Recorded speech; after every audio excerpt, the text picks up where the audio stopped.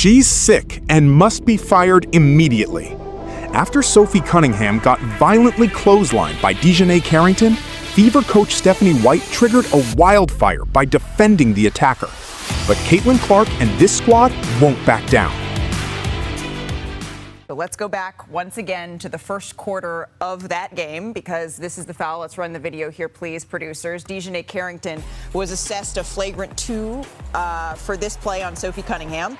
A flagrant 2 is a foul that is both excessive and unnecessary, right? That is the definition. So after the game, Fever coach Stephanie White was asked for her view of this foul. This is what she said. I mean, look, it was a hard foul. I don't think that DiJonai intentionally came out to get her across the neck like she did, but it did happen, and I thought it was a... Stephanie White was asked for her view of this foul. This is what she said.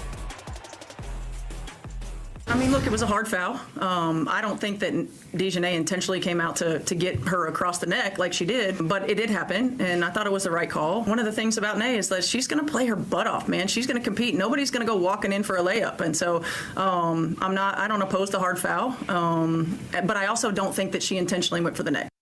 DiJonai didn't make this play successfully, right? Trying to get a block over the top. This play successfully, right? Trying to get a block over the top. It was a very hard foul.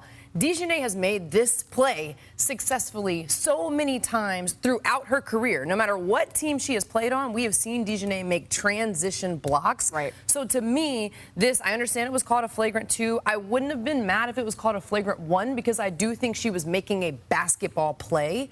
It was just a hard foul. It was a really hard foul. But we've seen replay to that point. Can we show this replay where it's really slowed down? And again, in game time, it's really hard to be able to see this. This is defending her instead of holding down her own team. This is why this goofball needs to be freaking fired immediately. She's a clown. So, I don't oppose the hard foul, but I also don't think that she intentionally went for the neck. Why are you defending DiJonai Carrington? Beyond that, we know you're a bozo. Let's get to this goofball panel. DiJonai didn't make this play successfully, right? Trying to get a block over the top. It was a very hard foul. DiJonai has made this play successfully so many times throughout her career. No matter what team she has played on, we have seen DiJonai make transition blocks. The outrage was already boiling over. But just when people thought this was an isolated accident, a disturbing pattern emerged, exposing a trail of unpunished attacks that changes everything. DiJonai has made these plays before. Oh my, now she wants to show. Are you going to show the Skylar Diggins clip? Are you going to show her pulling Sarah Ashley Barker out the air by her ponytail? Are you going to show those? No, you're not. So if we roll the tape, because I think we have some plays from DiJonai. So these are plays we've seen from DiJonai, right? So getting in the right position, jumping over the top, getting these transition blocks. She's always going to make that effort. So even for some of these, she's behind the offensive player coming over the top. So again, she was behind Sophie Cunningham. She wasn't able to get over the top. Caitlin Clark, her technical foul, remember, that was issued during the third quarter, has been rescinded by the league. This is the foul. This would have been her 8th tech of the season, which means she would have been suspended for Indiana's game against the Liberty on Tuesday. So the explanation, Andrea, that the Fever got during the game was that the crew felt that Caitlin put a little extra sauce on the forearm when she ran into that official. Did the league get this right, rescinding the technical foul? Can we see it again? Team crew in the control room, can I see it again? Because you all watch this in real time. Yeah. You all watch this happen in real time. I was surprised that a technical foul was called. Her motion is continuing.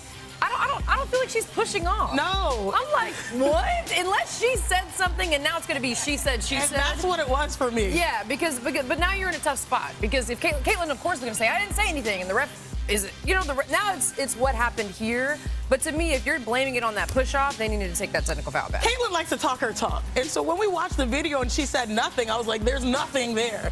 And so I'm glad that they rescinded it, because for that action being minimal, like Carrington cried, white privilege. I can't believe they're defending this. On giving, the latest is, hey, the WNBA is the gift that keeps on giving. The latest is a clothesline foul on Sophie Cunningham by DiJonai Carrington, the woman that went on an incredibly racist rant against cab driver, and of course knocked the hell out of Caitlin Clark from behind her rookie year. But that's okay. I'm not mad at that kind of basketball. That's all good. But the problem is after. It was white privilege. I just want you to think logically, and please comment on this. White girl goes to the basket. African American woman knocks her on her ass, clothesliner, knocks her down, upgraded to a flagrant 2. A violent mid-air collision just sent seismic shockwaves across the WNBA, exposing a league culture spiraling out of control and an Indiana Fever coaching staff committing absolute leadership sabotage. In what can only be described as a terrifying escalation of physical aggression, Connecticut Sun guard DiJonai Carrington delivered a career-altering clothesline strike straight across the neck of Indiana Fever guard Sophie Cunningham.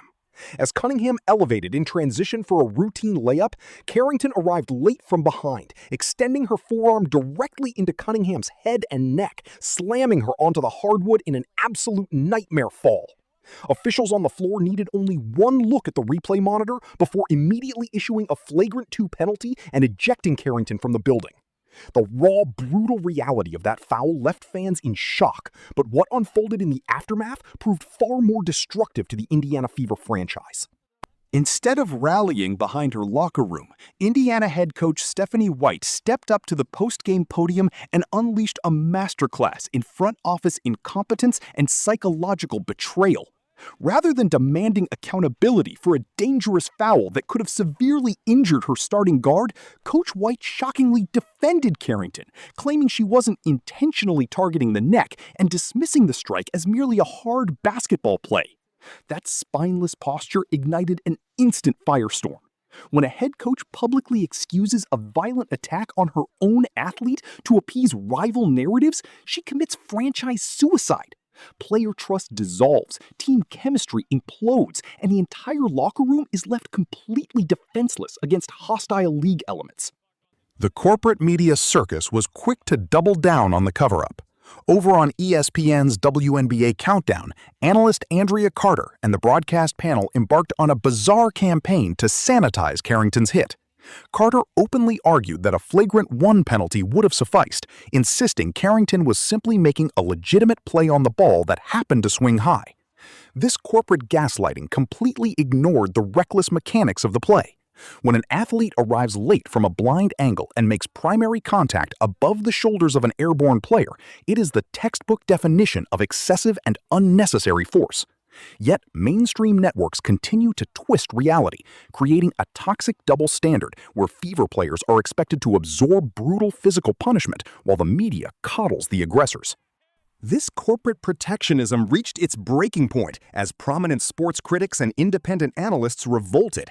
Media personality Jason Whitlock blasted Stephanie White's post-game remarks as an absolute disgrace, declaring that White is mentally unfit to lead the Indiana Fever and calling for her immediate termination. Whitlock correctly identified the psychological damage caused by White's submission. A locker room cannot survive when its leader acts like a public relations agent for opponent violence. A head coach's primary duty is to safeguard her athletes and demand respect from officials. By surrendering that authority, Stephanie White plunged the Fever into an organizational nightmare that threatens to derail their entire championship trajectory. Furthermore, treating this clothesline as an isolated incident is a complete denial of reality. DiJonai Carrington has established a documented track record of dangerous physical escalation across the league. From pulling Skylar Diggins-Smith's ponytail to dragging Sarah Ashley Barker out of midair and poking Caitlin Clark directly in the eye during her rookie season, Carrington repeatedly pushes beyond the boundaries of competitive basketball. When a player operates with zero regard for opponent safety, the league office has a clear mandate to step in. Yet, the WNBA administration remains dormant, allowing bad faith aggression to fester until a catastrophic injury occurs. This incompetence isn't just an officiating failure, it's a systemic disaster that undermines the entire integrity of women's professional sports. To understand the depth of this crisis, one must analyze the ruthless financial stakes and psychological pressure currently shaping WNBA front offices. With league revenue exploding and player endorsement portfolios reaching multi-million-dollar valuations, veteran franchises feel immense pressure as young superstar talent redefines the sports landscape. Yet, instead of adapting through tactical innovation and roster discipline, traditional organizations resort to hostility and physical intimidation on the court.